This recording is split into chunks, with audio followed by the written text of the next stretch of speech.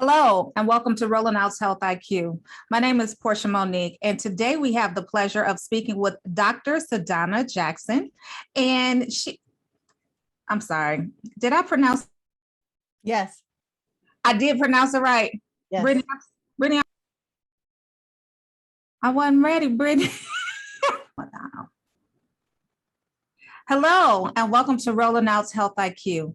My name is Portia Monique, and today we have the pleasure of speaking with Dr. Sadhana Jackson, who is a pediatric neuro-oncologist. Welcome to the show, Dr. Jackson. Thank you so much. Absolutely. So as we all know, October is Breast Cancer Awareness Month, and that's what we'll be talking about today. And you did a video to promote the awareness of breast cancer awareness. Let's talk about that. Yeah, so I had the opportunity to be engaged with MyUzima, which is a digital online platform magazine, health literacy advocates for really just educating Black and Brown people about what they should do for their health. This being October Breast Cancer Awareness Month, I had the opportunity to engage with a close colleague and the founder of MyUzima. And she said, I am doing this breast cancer awareness campaign. I have a few videos. She's a true visionary. She's an anesthesiologist, public health advocate for our Black and Brown people. And I said, I'm happy to participate. And so I also have my own personal journey with breast cancer, not of myself, but of my mother. And so I said, yes, I'm there, whatever you need. Well, let's get into that, but I do want to take a look at the video. So let's let everyone see the video so that they can see what we're talking about too. Give me 1 second so I can cue it up and it's ready. It was so good. Those fans were marching. Just the energy, the spirit, and friendship. Really? Just felt good energy. Hey, Jay. Hey, Jay, How you doing? Good. What you do today? Dropped that boy off at school. Chooks? Yes. And then I had to stop and get a mammogram. You got a mammogram today? You got your breast exam? Yes. You got your breast exam. I got my breast exam and That's good. Was it hurtful? ill. It's important though. You know, my mom passed away from breast cancer. So it's so important that we get our breast exam. It is. Just a little bit of pain, but then it's really worth so it. much. It's not medical talk, it's sister talk. Something that casual and simple can be life-saving. Go get yourself checked. The CDC recommends that women have their first mammogram at 40 years of age. I had mine at 28 because I felt something and I had a family history. Early detection of breast cancer can mean a better treatment, better survival. Let's find a cure for triple-negative breast cancer. That was very heartwarming, and it also looked like you guys had a lot of energy in actually putting that together. What was it like on set? So it was just great. It was just great to just be around just beautiful Black women, just being authentic. Now, none of us are actresses, and I probably will not go up for any roles along with Angela Bassett, but to authentically talk about the need for us to be in front of our health and to think about what comes next and not just, okay, when I start to have an ache or a pain, that's when I go to get examined. No, this is something that needs to happen as soon as you turn 40 and every year after that as a woman. And specifically this promo was for triple negative breast cancer. That's just one type of multiple types of breast cancer, but triple negative breast cancer sadly just happens to affect more Black and Brown women. So Dr. Outler made it a point to have Brown women and Black women in these videos to touch base on triple negative breast cancer specifically. Now, what exactly is triple negative breast cancer? Just explain that in kind of layman's terms. Yes. So the type of cancer that's called triple negative breast cancer, the reason why they call it triple negative is because there's 3 different type of hormone receptors that can be expressed on the breast tissue. So estrogen or progesterone or HER2. Sometimes you'll hear people say that they have a HER2. And so those different types of receptors can be present, those 3 main ones. If none of them are expressed or seen when they do certain type of testing of the tissue, then they'll say triple, so that's 3, none of them are seen. It just happens to be because none of those markers are higher expressed or seen on triple negative breast tissue, it's very hard to treat. And that type of cancer likes to spread to different parts of the body, to the lung, to the brain, to the bone. So it makes it even difficult if you don't have the cancer all contained in one place, because you're having to give treatment in all these different areas of the body. So how do we find out, right? So what are some of the things that we can do to, number one, find out early, do some self-examination, and when we do go to be examined, how do we know? Yes.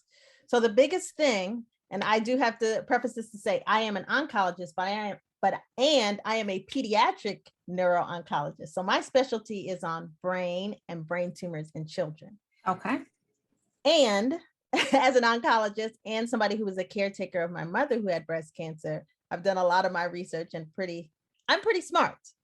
Yes. So I can tell you that in the context of, it's super important for us to do our monthly breast exams. You can do that in the shower, put some type of reminder in your shower so you remember to feel. You need to know what feels normal for you. And there's different ways that you can do self breast exams, but really do what you're most comfortable with and do it regularly. So if something does feel abnormal, you're going to say, oh, I didn't feel this last month. Try to do it so it's not around the time of your period or your menstruation, so that we know that there could be some changes in your breast tissue around that time. So have it be far enough from that time period. But like I stated earlier, at age 40 and beyond, you should be getting your mammograms regularly so that you can ensure that there isn't something new being seen. Additionally, when you go to your every year physical exams by just your primary care physician, he or she should be checking your breasts to make sure that they don't feel, and they're the experts. So I remember in the last year, I went for just my well visit, and she's like, I think I feel something. So this is before I turned 40, and she sent me to get my mammogram. I was like, no. It turned out to be just, I had fibrocystic breasts. So now I'm telling you all the way too much information about my body. That's okay. That's okay. But I mean, that was needed to be known, so that I could know that for future time, so that when I do get my next mammogram, I can give them a heads up. Hey, I have fibrocystic, or I have very dense tissue breast, and you may need to get additional imaging, which is MRI. So but that every person is different. So know your body and know what they should be looking for. Now, let me ask you this. At what age should you recommended monthly self-examinations, but at what age should women start?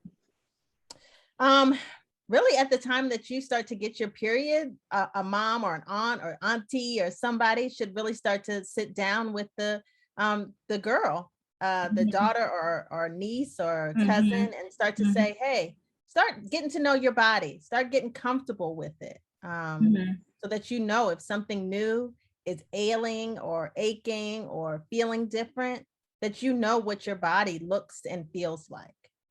So the younger, the better. The younger, the better, I think.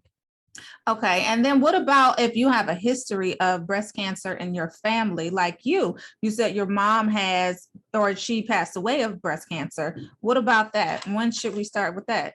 So every person is different as well. So in my personal circumstance, sadly, I lost my mom about 4 months ago from breast cancer. She had a very short battle over the last year during COVID. It was very hard. So I'm going to get through this interview without crying and shedding tears. So in my circumstance, she had triple negative breast cancer, and there was no other family history of breast cancer. She did genetic testing, which is what is recommended for anybody who gets diagnosed for breast cancer, because there's a certain gene called the BRCA gene, which is the BRCA gene, and that is able to kind of give you a indication of, do you have an increased risk to have a breast cancer in your family or any other types of cancers. So it's very important for any of us, especially Black women or women of color, to get genetic testing if they do get any type of cancer diagnosis, to see if there is a risk for their other family members to get that same type of cancer or others. Because then you probably heard stories of people getting double mastectomies in prevention of cancer. So people make those decisions based on that genetic testing as well as counseling from their doctor. That So in BRCA my testing. circumstance, I can tell you, my mother got genetic testing. She did not have this high risk gene. So that kind of leaves, I have two sisters and I to kind of eat as healthy as we can, drink our water, exercise, be graceful with ourselves, and be just the best people that we can be, knowing that we may or may not get something like this, but there is no kind of indication at this point with her history. Well, And thank sometimes there's God. a lot of unknowns. Yeah. Well, thank God up till now, there's nothing. So thank God. Now, with you being a physician, what did you see that the average person would not have seen during your mother's battle with breast cancer? Whoa. So I care for patients. I have cried with patients, held their hand. And I think that the experience for me as a physician, scientist, and then a caregiver and daughter was hard. I remember having conversations with her because I went to every doctor's appointment with her. Most of them were virtual, but I would sometimes have to coach the doctor, like, are you going to check her lungs? Are you going to... She said she had a cough. Are you going to check her lungs? Are you going to do this? So I was super diligent, super involved. You want to try to give, like, I would make suggestions to the doctor, and they all knew that I was a physician. They all knew. Did you let them know beforehand? I made sure so they could stay on their P's and Q's. Exactly. And I've also been involved now post her death in conversations with the American Cancer Society on how best to improve patient advocacy in people of color. Because what I saw firsthand with my mother is if I had not been present, if I had not helped her speak up, there would have been so many times that her care would have been substandard. And it is very disheartening. And it is very sad. There was at some time during her journey that she needed to cancel one of her oncologists. I said, this person is not doing you right. It took her a little bit longer than I would have wanted, but she wound up going to a different practitioner because this person wasn't on their P's and Q's. Wow. And so I know had I not been anywhere affiliated with her situation, she probably would have been going on with this same practitioner. So I really advocate for anybody, this is with the cancer diagnosis or anything else.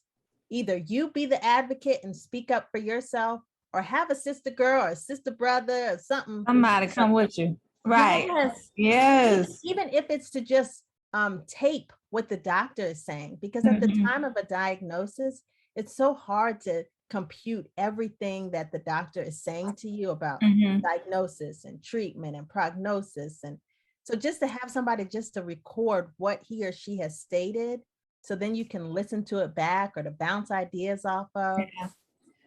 What a blessing to have a daughter to be able to help her walk through that process, right? And to be able to advocate for her. Because like you said, a lot of the times we have a hard enough time speaking up for ourselves at the doctor anyway. And then to have to process and remember what the heck he said, it's like, I need help. And so what a blessing that you were to your mom to be able to be there for her like that. That's giving me chills. Yeah. Yes. Now, since your mom had breast cancer, what changes did you make to your approach with your own breast health? I haven't made any just yet. To be honest, Portia, I'm still going through my own grief cycle. So yeah, it's only been 4 months. Yes, the biggest thing that I would say that has been different is I got a psychiatrist and a therapist to really help me through. So for me, mental health is the most important. It's the most important. So as soon as she got diagnosed, I reached out and found a therapist. I said, I'm not going to be able to get through this alone. I mean, now I have this awesome support system, my husband, my children, my sisters, their spouses and families. So we have just bonded together through this horrible experience, but mental health is top priority. And sadly enough, it's not the top priority in Black and Brown communities because I feel like it's not even I know that we lean on God, and we'll say, God got it. I'm just going to go to church and pray on it. There was this kind of joke prayer, idiom that I read just the other day, and it said, there was this little small boat that was basically drowning in the water. And there was another small boat that came by it, and the boat said, "Oh, do you need help? I'm happy to help." And the little boat said, "No, I got it. I'm just going to keep praying to my God." And then a second boat came along and said, "It looks like you're drowning. Can I help you?" And it said, "No, I'm just going to pray to my God." And then the boat sunk and drowned, and there was no more boat. And the boat got up to heaven and said, "Hey, God, I drowned. Like, I prayed to you. I thought you were going to help me." And God said, "I sent you two boats. That was me answering your prayers." So there's so many instances where, we'll pray for one thing and we think it's specifically supposed to be this, but you need that helper. You need that sister girl, that video that you showed. You need advocates to really be thinking about and making sure that your mental health and your physical health is top priority. Yeah, yes.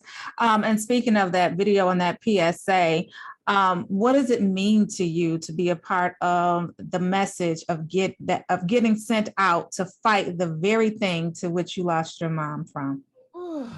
It brings chills because I know she would be so proud. And I know she is proud. And I just think it's so important for us to put our health first. As a physician scientist, I say to people, are you taking care of yourself? You only got one body. You're not getting another one.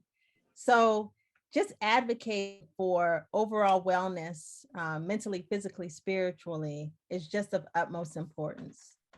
Yeah. And before you get out of here, I wanted to know if you had to advise a 25-year-old Black woman on breast health, who may be your family member, how would you tell her to approach proper breast health? I would say speak with your physician. Who do you feel comfortable with? I would say to her the same thing that I said earlier, and just feeling comfortable with your own body, doing your own breast exam, knowing your family history. So sometimes we'll go for either an urgent visit or just your well visit. And the doctor will ask, well, what do you have in your family? Know your family history. Who's died of what? Did they die of it when they were 97 or when they were 37? So know what potentially you could be at risk for, so that you're not eating certain things, or you're making sure you're drinking what's right, or you're making sure that you're not exposed to certain things because you're at risk for those certain conditions, for example. Well, we definitely appreciate your time, Dr. Jackson. Thank you for sharing so much. Sincere condolences to you and your family with the loss of your mom. You say you have a great support system, so that's great to hear. But also remember, guys, that mental health is important too. So also advocating for that as well. Let us know where we can find more information, and also where we can follow you on your journey as well, if you have any social media. Thank you. I will. So I can be found on Twitter at Dr. Sadhana J. I can be found on Instagram, Sadhana Vivens, and I have a website in regards to my research. This is pediatric neuro-oncology research, so not necessarily breast cancer, but definitely would advocate for all to go to my UZEMA and look at all the different health initiatives that are being focused and highlighted there. Definitely with October being Breast Cancer Awareness Month, to really just be diligent about telling all your female friends and family members the importance of just staying healthy, and being great advocates of your own health and health of others. We appreciate you, Doctor. So thank you. And we didn't get into all of the long list of education that you have, but trust, sister girl got some education. She did attend Hampton University and got her Bachelor of Science in Molecular Biology. She then obtained her MD from Eastern Virginia Medical School. She then completed a residency in pediatrics at Orlando Health. And then, I mean, the list goes on. And then completed a 3-year fellowship in pediatric hematology and oncology at St. Jude's Children's Research Hospital. And then, y'all, it gets better. And then, listen, she completed a 2-year joint fellowship in pediatric neuro-oncology and clinical pharmacology at Johns Hopkins Medical Institute before being selected as an NCI assistant clinical investigator. Girl, that's Listen, only half the list, girl. I know. What- I what- can What only my imagine. mama said? What my mama said? She said, "Oh, she ain't no slouch." She ain't no slouch. She ain't I no love slouch. that. And we'll end on that note. Thank you so much for your time. Thank you so much for your dedication to the education. Thank you so much for helping our people. And thank you so much for sharing on Rolling Out Health IQ. We appreciate you so much. Take care. Bye-bye.